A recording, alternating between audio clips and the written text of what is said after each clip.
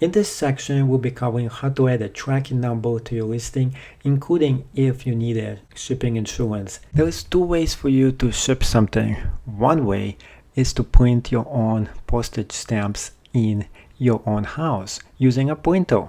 So all you need is get a scale. On the scale itself, you're going to weigh the item, and then you're going to print the shipping label, post it on the package itself, and give it to the post office. The second way is to take the package itself, pack everything up, go to the post office, they're going to weigh it for you, and then they're going to ship it for you. If they're going to be doing the shipping for you, they of course are going to give you a tracking number. And this is the tracking number that you need to enter once you are shipping the package. If you're shipping it from your own house, the tracking number automatically goes into the eBay system, so you don't need to do anything. But if you're shipping it outside of your house and you have to take the item to the post office, you have to add the tracking number to it.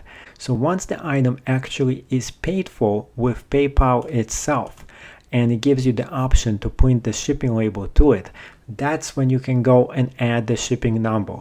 So if you can't ship this from your own place and you don't have a printer or a way to print this from your own location, of course the best way for it is to go to the post office, get the package weighted, find out how much it costs to ship it, use the cheapest way to ship it. When it comes to you to ship an item in the United States, there is 3 different ways that you can ship an item.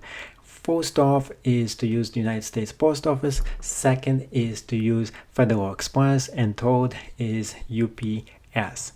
Now, out of all those 3 different options, the one I like to use the most is Federal Express because it gives me the cheapest rate for items that are heavy. And if I print my own packages at my own place, it actually costs me a lot cheaper to ship the item because eBay gives me a special discount versus if I take the item to the post office itself. So if I take the same exact item to the same exact location, which is Federal Express, it's actually much cheaper for me to print the item and the package from my own location because eBay gives me the discount. Over there, I don't get the shipping discount. So with that in mind, some people don't like the hassle of packing and they don't even want to do that. So if you don't want to even to pack the item yourself or you don't know how to pack it securely, you can just take it to a place like Federal Express. They will pack the item for you for a special charge, and after they pack the item for you, they're gonna put the tracking and ship it for you. So then all you have to do is very simple. You can press on the add tracking number. It's gonna have the item name, and then there's 2 different things you have to do here in order for eBay to successfully track the item itself. First off is to enter the numbers that are provided for you, and second to enter the carrier's name. So if it is Federal Express, you have to enter that's Federal Express, UPS, and Post Office, and so on. Then all you have to do is to press on save and you're done. So now the whole information is entered into the eBay system and they know the item is going to the right location. So now they can't actually claim, like let's say for example, this person claims that this item was never shipped. They can't really do this because UPS already knows that the item is in the mail and eBay knows that you put the info in there. Now the amateur mistake of course is to forget the receipt or to go over there, ship the item and then not get the receipt, which is just as bad. So you have to have some proof that you actually sent the item, and don't forget to enter the tracking number right away because every day you delay to enter the number, it's just as if you haven't shipped it out. So if you shipped it today and you enter the tracking number in 2 more days, the person who is on the receiving end of it thinks that for those 2 days you have not even shipped it. So the best habit is as soon as you ship the item, as soon as you come back, enter the tracking number and you're all set. So this is what you have to do to track and to actually deliver the item itself. Now here is one more tip for you, and it is don't ever buy tracking or delivery confirmations. First off, all those services come with whatever package that you're shipping. So you don't need an additional delivery or tracking confirmation numbers or have somebody sign in or all those other fancy ways of getting your money ripped off at the post office. So all those extra services are good for maybe a package that's worth a lot of money. And a lot of money, I mean like something like 200, 500. It all depends what's a lot of money for you. If you're doing a lot of business on eBay, all those little extra fees are going to end up costing you a lot over the whole year, and you will end up learning one thing, that most of those packages don't get lost, and if they do get lost, all those extra services don't really do much. The only service that I do recommend for you to use is the insurance. So if an item is not going to get to its location, you gotta insure the item just in case something can happen to it. Now, it's not going to insure against if you pack it badly. If you do a bad packing job, it's definitely not going to help you. Also, if you do a bad job packing the item internally, so you don't do any protection in it, and the item gets delivered, the outside of the box looks totally fine, and then the inside, it breaks in there. So now the problem is you, it's not them. The post office is not going to pay for something you did a bad job packing it. So do a great job packing the item, and if you are gonna pay for the insurance, pay for items that are over $100, or just figure out what is the margin that is acceptable for you to pay for insuring the item, because at the end of the year you will learn that you spend a humongous amount of money insuring useless packages that really didn't need to be insured. And at the end, just think about all those extra fees that you paid for the insurance. If you actually saved up all this money and put it in a fund just for yourself, you would notice that you created your own insurance for those items. So let's say it costs you like $2, $3, $5, or like 10 to maybe even $20 to insure a lot of packages.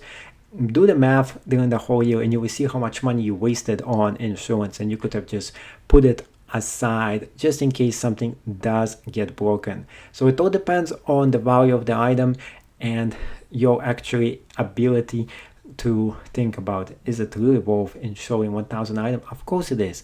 Is it worth insuring 100 item? Maybe. But is it worth insuring a bunch of $10 packages? Of course not, because that's gonna just a waste of money, and it's all gonna add up in the end of the year.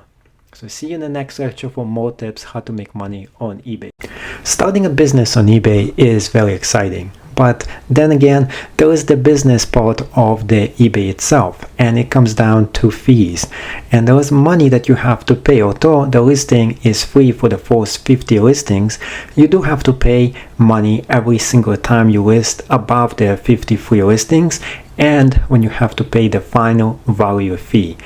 Included, the other fee that you have to pay is anything that you want to upgrade. So let's say, for example, you want to upgrade your listing to the next level to give them more attention. For that, you have to pay another kind of fee. So let's go into this. Let me show you what kind of generally fees that you have to pay on eBay and how you can calculate the amount of money you might have to pay eBay in advance. So before you start a listing, I highly recommend for you to do this. So the first thing, let's for example sell something that is antique. You're pressing antique, you're selecting the antiques category, and then we're selecting any of those. Now it's not really important which subcategory that you'll be selecting, because only the real category, the first one, is the one that's going to count when it comes to the different fees that you have to pay for the listing itself. Now there is different kind of prices that you can start the listing. You can either start the listing itself as an auction, or you can start it at a fixed price. An auction is a lot of times a little bit better, and the reason for that is very simple. If you start an auction for $99 and somebody starts to bid it up, it might go all the way to, let's say for example, this listing we started at $99 and then people bid it up all the way to $288. Then let's take a look at how many fees that we have to pay if this item did sell for $298. And for example, the final value fee would be $29. On the other hand, if you do a fixed price listing, it generally goes exactly the same amount, but there is a little bit difference here. So the fee is going to be the same. But here is one problem. Because it's a fixed price listing, there is no auction. Somebody can go in there, they buy it right now, they snatch it for whatever price you posted in.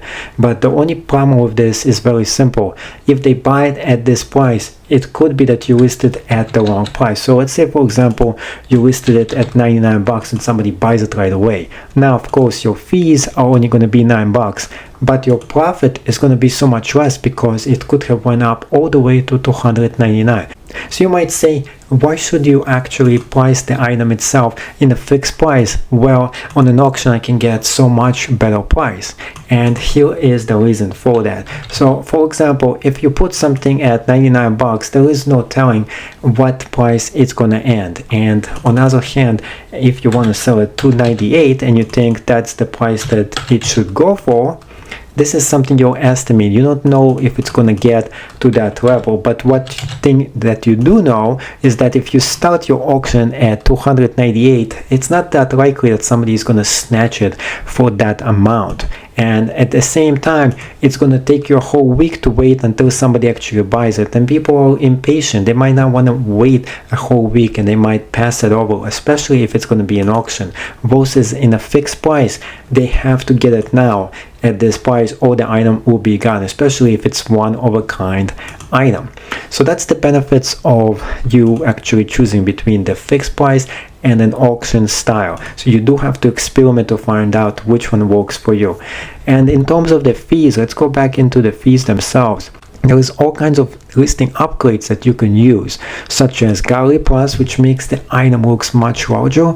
Listing Designer makes the item look a little bit more unique and different. So you choose different templates for the item itself and it might look a little bit better. There's the subtitle, or you can add an additional subtitle to the menu and it actually does work a little bit better. Plus there's the bold option where your listing itself stands out. Those are some of the things I highly recommend for you to try, especially if the listing is of a high value item.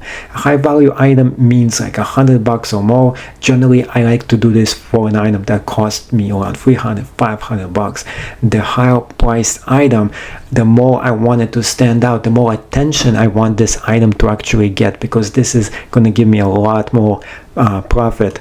And you can even do an international site visibility if you do want to sell it internationally.